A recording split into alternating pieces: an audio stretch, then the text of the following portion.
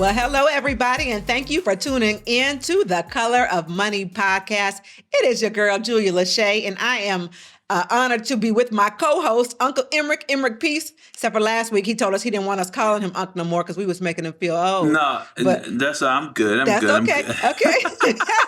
And listen, we don't have Bo Menkiti, we don't have Daniel Dixon, but we got somebody for you on this week's episode. We have Doug Parson himself. If y'all don't know Doug Parson, he is known as the celebrity realtor. And I ain't playing, no joke. Doug Parson is in the top 1% of real estate agents. He is one of the top 5 real estate agents in the city of Atlanta. He's called the celebrity realtor because, well, obviously, Doug, you help celebrities. Right. Quickly, I want to tell y'all how I met Doug. Same way as Nicole. If you tuned on last week, you know that Nicole was a participant in an event that was hosted called Collaboration Over Competition. It was all the top real estate agents in the city of Atlanta talking about how do we build together? How do we build wealth together? How do we network with each other? How do we collaborate? He was on a panel with Nicole Ambrose, him and some other people. But I got to tell you, Doug is a personality all of his own. Doug is a vibe. Also, Doug is a #1 best-selling author. I'm sure he'll tell you all about it, but he's got some books out there that you can get at all the best places. You can get them at Target, can't you, Doug? Yes, you can. Okay, so he is featured in Black Enterprise, by the way. If you want to pull that up, they talk about how him and his wife, Dr. Atia, they call her Blondie, and him have built a legacy. In fact, friends, I'm trying to rush. If it feels like I'm talking fast, it's because Doug is in the Bahamas right now. Yes. About to get remarried to his wife, same wife, again in the Bahamas, and they got a dinner he's trying to get to. So we're going to run this episode real quick. But Doug, welcome. Tell us about you. Thank you for having me. This is big for me to be on your platform. As you said, we did meet at the Collaboration Over Competition, which actually the person that really reached out to me, he's actually a huge agent with Keller Williams, and his name is Rod Williams, and he reached out to me. That's actually someone that I mentored, in his career. And now, like I say, he's huge. One of the things I just tell you real quick about me, since you're with Keller Williams, is that he actually gave me the award that he got when he made over $1 million. Not sold over $1 million, but made over $1 million. You get the red, with the big medallion. So he gave me that. So that was huge for me. That was huge. But a little bit about myself. Ex-hustler. I got to keep it real with you guys. I'm an ex-hustler. Stopped hustling in 1996. Lived in Kentucky for a brief period of time, and then I moved to Atlanta. I changed my life before I left Indianapolis, so came to Atlanta maybe in 99 and got my real estate license, and it kind of took off from there. And now I sell to celebrities. I flip tons of houses, and also I'm a 2-time #1 best-selling author as well. So, What's the name of the book? Don't leave the people hanging. Okay, so the first book that was a #1 bestseller is actually called The Art of Flipping Bricks. And this is the Bible for flipping houses. I call it flipping bricks because in my past life, I told you I was a hustler. So I'm also flipping bricks now as I did back in the day. So that's called The Art of Flipping Bricks. And one of the great things I can say about that is it is in Walmart and Books A Million, those type of things. So coming from the world I come from, that's huge for me.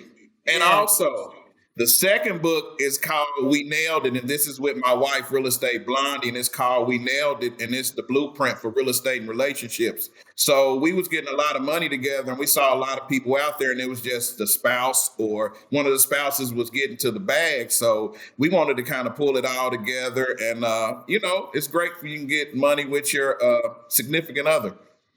I love that. Beautiful. Thank you for being here. You a big deal. Now, I know when you say celebrity realtor, people want to know what celebrity, because I did. You were like celebrity realtor. I said, prove it.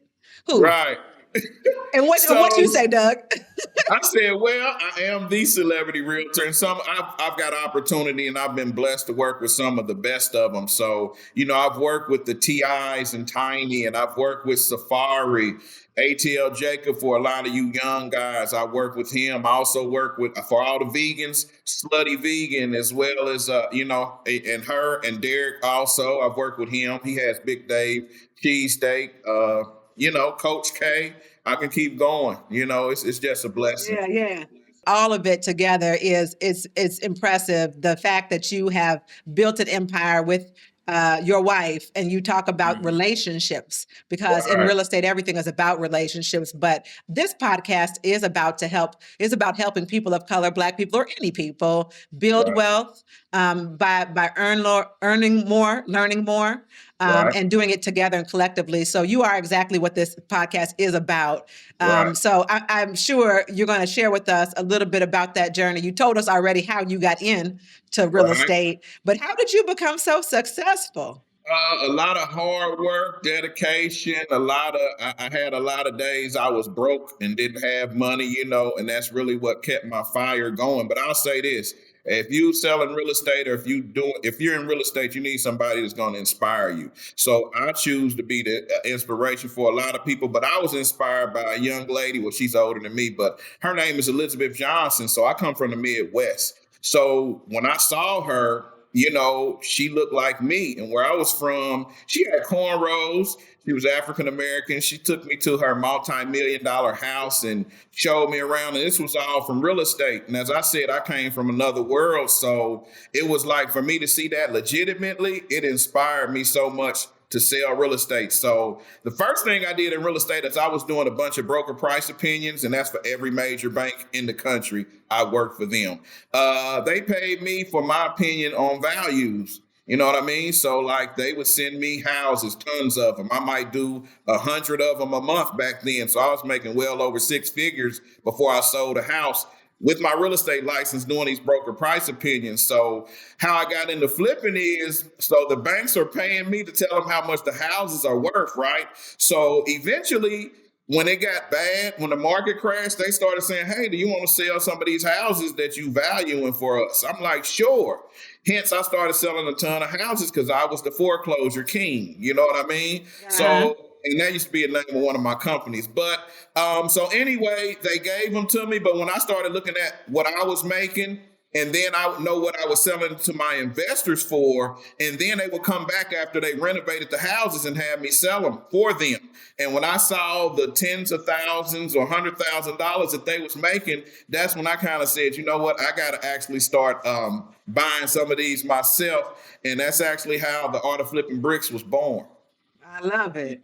And that's a beautiful thing, Doug, because that's one of the things that I always say: are you buying what you're selling? Yes. And so many times we as agents, we're not buying what we're selling, and that's a great place to come from. Mm-hmm. But here's a question, right? You say you were doing BPOs, Right. and then you were selling properties. That was clearly in 8, 9. How long have you been in the business? I've been in the business since '99, so Okay. about 25 years. Even before that, my hustle days, I bought houses and renovated them. Some of them I rented out. I used to do my personal houses. So I've been playing Right. with real estate 30 years, Okay, cool. So, yeah.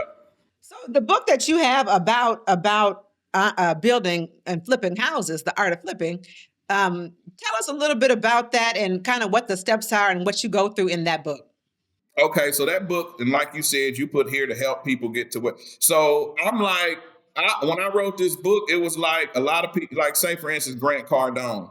Like a lot of people look at Grant Cardone, but a lot of people that I try to reach, they can't resonate with Grant Cardone. So it was like that's where I come in. But this book literally takes you from A to Z. So when you first read it, you don't have to ever have flipped a house. So you So look what's at A? I'm curious. What is A, A? you need to find you an agent. A, you need Okay. to find you an agent that knows what they doing. And if you're in Atlanta, I'm guessing that would be you. If you're in Atlanta and you definitely first definitely got to find an agent, because if you got an agent that don't know the difference between foreclosures or regular retail houses and stuff like that, if they don't have that background in value of houses and their current value and the value after they're renovated, then you got some problems, because you go out here and you spend a couple $100,000 and these values is not right and you stuck. Oh, it's a terrible thing. It really can turn your life upside down. So the first thing is, like I say, find an agent that know what they're doing. And another thing that you said, you was like, a lot of people not buying what they selling. And that's the problem. But the problem is, a lot of them think they got to have $250,000 cash laying around, and they don't. So when I teach the people, I tell them about hard money and things like that, that you don't have to have $250,000. You don't even have to have great credit. But, if you got other things in place, you can make it happen. So, okay, then what's B? B, after you find you a good agent, then you definitely need to seek out what I was just speaking about, a hard money lender. All right, now you got a guy know what he's doing, right? He's finding you houses, so next you got to buy this house, right? Mm-hmm. So then you go ahead and you get your hard money. Also, he should have some great contractors that he utilizes. You know what I mean? If he doesn't, that's something definitely you're going to have to seek out. Don't go in the book. Also, it says don't just go to your cousin or your uncle that know how to paint or do drywall or things like that, because they not taking it 9 times out of 10 as serious as you. So you don't want to end up having a property longer than you have to have it. So you trying to tell me don't get cousin Ray to do my drywall? No, and he might say, hey, the other guy's gonna charge me $2,000. I'm only gonna charge you $500. But you end up he takes him like twice or triple time as long to do the job, and that costs you money, because when you get these hard money loans, you're going to have carrying costs. So you're saying time is money? Time is money. Big time. Time is money. Yeah. Right. Okay. So that's a couple of the steps, and I'm not going to make you give up all the goods. They got to buy your book if they want to know A through Definitely. Z. You gave them A and B, but the other part I wanted to talk about in relation to this conversation is this podcast episode is called "Building Success Brick by Brick," and so of course your book, "The Art of Flipping," flipping bricks and all of that is great, but the other part of that is the relationship. So talk to us a little bit about not just. Well, 2 things. I'm a first two-part question. First part, talk to us about the importance of building with your wife and family. And then I'm going to ask you the importance of relationships with other realtors. So first talk about your wife and that relationship and what that book is about. So even though my wife, she's had her real estate license now for about 3 years. And like you say, she's a doctor, got a PhD, all that. And she's beautiful, So I just felt like I needed to let me touch on this. I feel like I needed her to bring her in to catch some of the people that I couldn't catch. You know what I'm saying? And it was important for me to build with her, because that's the love of my life. And I just feel like at the point where she got her license, we really started spending a lot of time together business-wise.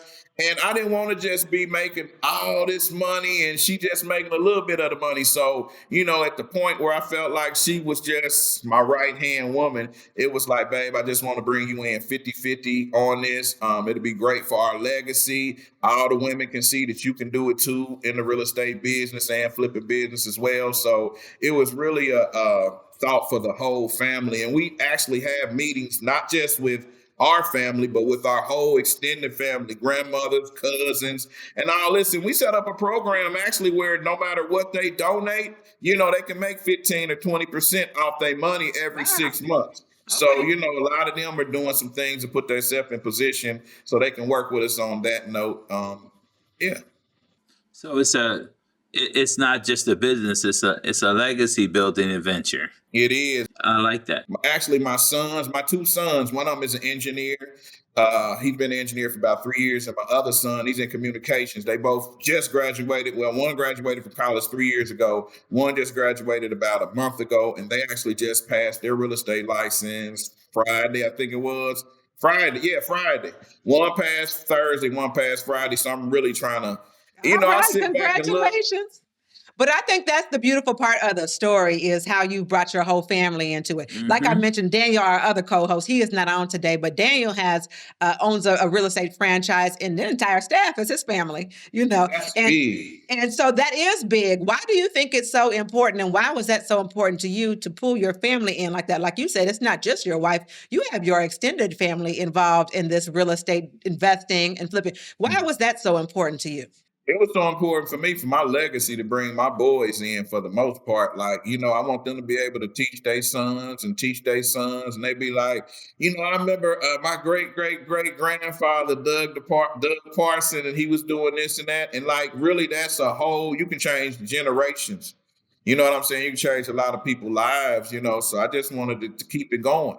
You know what I'm saying? Some people are doctors and all their kids are doctors. Like I wanted to be in real estate and my kids and my family be known all over the world and in the country as the real estate family. And, I don't care if you're a billionaire, doctor, lawyer, if you work at McDonald's, like you all got one common thing. If you want to get money, you're going to have to invest in real estate. It's important that you do that, but what made you in that idea of flipping bricks, what made you bring your family in at this point and not earlier? Well, my sons just graduated from college, so they've seen me selling real estate forever, so I had to bring them in because some of the things that I've accumulated over time, they want some of those same things, and they knew that this was a way that they could get it. You know what I mean? So that's one of the reasons. My family also, like, they see the fruits of my labor, and that's really what I think drives them. Like, oh, he can live this lifestyle.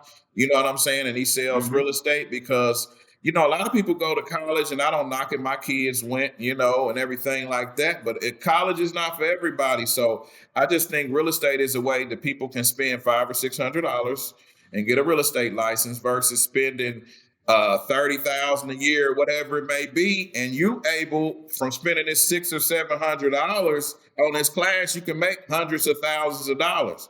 So, I mean, that's easy math to me. Yeah, crew. Listen, so you said they saw you having some of the things you have and living the lifestyle you had. In case you're tuning in late, Doug is currently in the Bahamas. So tell us what other fancy things you do with this lifestyle that you built by real estate. Yeah. Well, I'm gonna tell you what catch most people's eyes, and I've been a fanatic since I was probably 14 years old. Cars. You know what I mean? So a lot of people see me drive nice cars, and that draws in a lot of young people, and those are actually the people that I'm trying to reach. So I mean, like I got a fleet of red cars, and they just eye poppers. And when I'm out getting car washes or just seeing kids and stuff like that, like they might be working at McDonald's, they might be working at the car wash, wherever. If I see them, and I carry my books, right? So I pull up and I'll be like, hey, you ever thought about selling real estate? No, and they so inspired, like, oh my God, like that's an AMG Mercedes, or that's a brand new Corvette with the engine in the back, or that's an Audi, or that's a brand new truck, or whatever. They all read, and it just like, it draws them. And that's when I can hit them with have you ever tried real estate? Go to my Instagram and they see the success and they want it. So that's how I draw them in. Some people don't need that, but that's just who I am, and it draws them in. So my kids want the cars, they want the clothes, and they want it, and I don't think there's nothing wrong with it. They do good stuff with it too, So Julia, that's what you was talking about, the personality, Julia. Oh, you seeing it now? I see it. Yeah, you see it. And that's a beautiful thing, people, we're visual people, and people are attracted to visual activity. But Doug, let me ask you this question. Okay. You're growing this empire. You have your kids in. You have your wife in. Do you have an exit strategy at this point? Because I think that's important. Like, we do a lot of things and we make a lot of waves. And we, as the young folks say, we have a lot of motion. Right. What's the exit strategy? My exit strategy is actually real estate based also. So my goal for the next 10 years, we actually already own property, but my strategy for the next 10 years is I just want to accumulate multifamily homes. So the smallest may be 4-plex on up to maybe 8 and 12. And what I want to do is I want to do 55 and older. I don't want Okay. anybody under 55. Most people over 55, they got that secured check they get to the mailbox every month, and they allocate that money strictly to that. I want to have them ice cream socials every other Sunday.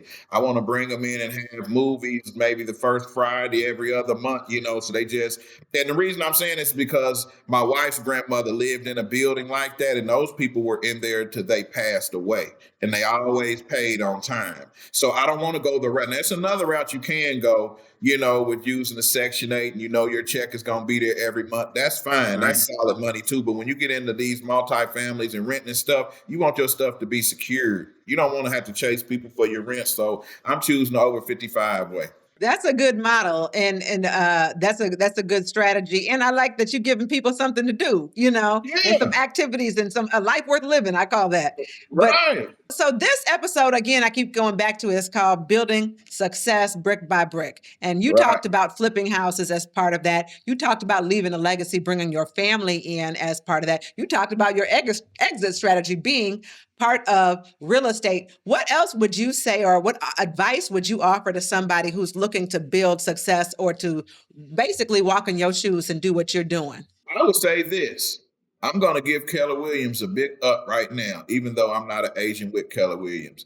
If you're getting into the real estate business, you need to get with Keller Williams, because I believe, and like some of my best my mentees, I sent them to Keller Williams. I literally do, because of their training program. They teach you and hold you accountable for what really needs to be done in this business. And you can go to a lot of places and pay them a lot of money. They're not going to give you the training, in my eyes, that Keller Williams give you. So it's like they already figured it out. You don't have to remake the wheels. So I would suggest you get your license. And if you're in Atlanta, you got to go to Barney Fletcher. They have broke this real estate school down to where it's like their book, it looks like cartoons and stuff like that in it, versus you go to other schools, it looks like a college course.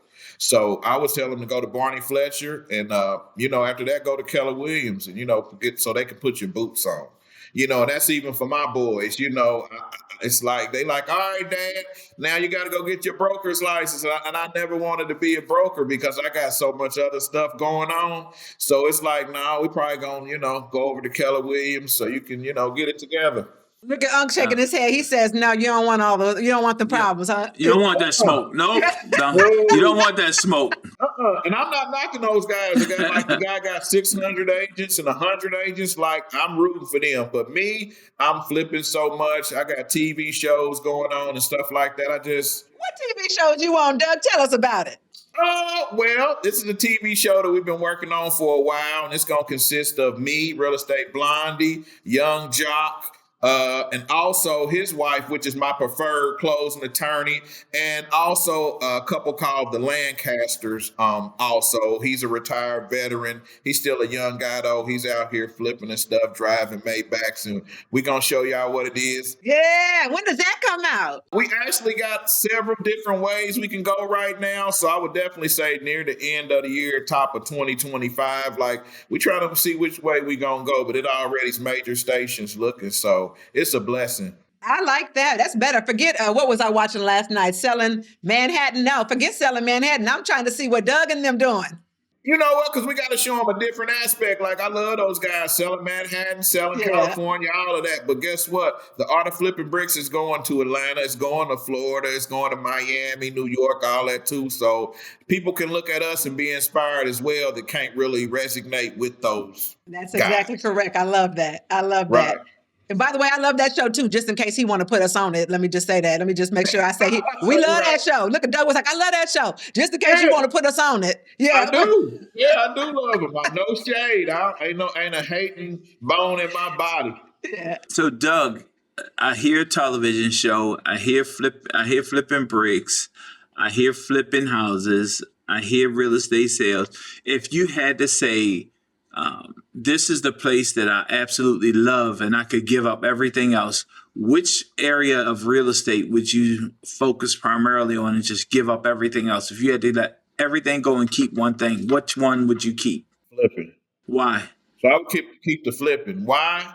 I don't know. When you a real estate agent, like, it's funny. I don't know if anybody watches boxing, but I was watching Tank Davis. He just won a huge fight, and they was asking him, "Hey, you won these belts. How's it feel?" And he like, "Well, I only can celebrate for 1 second because I got to do it again, and I got to do it again, and I got to do it again." So, I just feel like once I do something big, I got to do it again. That keeps me humble. And what was the question again? I forgot it. No, the question was, which one would you keep?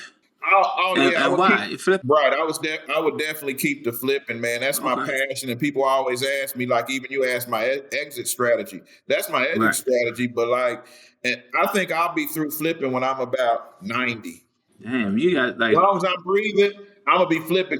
This is what I do. You got 50 more. You got 50 more years, right? Right. No, I don't. Hey, my oldest son is 35. Right. So I started early. I started having children. Another thing for you guys, it don't matter where you started. I had my first son at 15 years old. I didn't graduate high school to probably 22, something like that. And that was because I didn't want to get what is it called? GED. I didn't want to get a GED because I just didn't get my diploma because I was late to too many classes. So I went and took those couple of classes after I started getting my life together, and I just got my diploma. But I'm saying all that to say that anybody can make it and get to where I'm at. You just got to keep pushing. Well, Doug, you want him to get to where you are, or you want him to get past where you are? I want to get past where I'm at. I'm trying to go to the moon. Okay, I like that. I like that. Well, Doug, listen, I know you got things to do. You got a wife to remarry. You got a dinner party to get you. Look like you dressed for the dinner party too. You ready already? I'm dressed for the show. It's so hot. I'm ready to take this off as soon as I get out of here. I put this on for y'all. I wish y'all could see the whole. Hey. Yeah, we appreciate you, Doug. We appreciate you putting that on for us. I appreciate it, Doug. Last thing, what is the one thing you would want to leave our listeners with today? I would want to leave your listeners with this, and it's not redundant, but I want y'all, because we're talking about flipping, I definitely want y'all to go get that book. It might be 15 or 20 bucks. It'll be the best 15 or 20 bucks that you ever buy, because it's really going to teach you something. I took all the fluff out. It might be 100 pages, something like that. So I want to leave them with that. I also want to leave them with chase your dreams. Like, I chased my dreams and I got this far. I never thought that I would be talking to you or selling and buying millions of dollars worth of property and stuff like that. But I'm an example that no matter what you're doing, if you dancing, if you hustling, if you working at McDonald's, you can get here. So I'm here to inspire that. Also, if you want to see some of my inspiration, we got a YouTube page called Bricks and Blondie 95 on YouTube. And also, since we're talking about teaching people how to flip, I teach people how to flip for free on my actual Instagram. And my Instagram is at Real Estate 1. Okay. And trust me, I give so many gems on how to save dollars when you're flipping houses and stuff like that. And the last thing, we just also started a mentorship for real.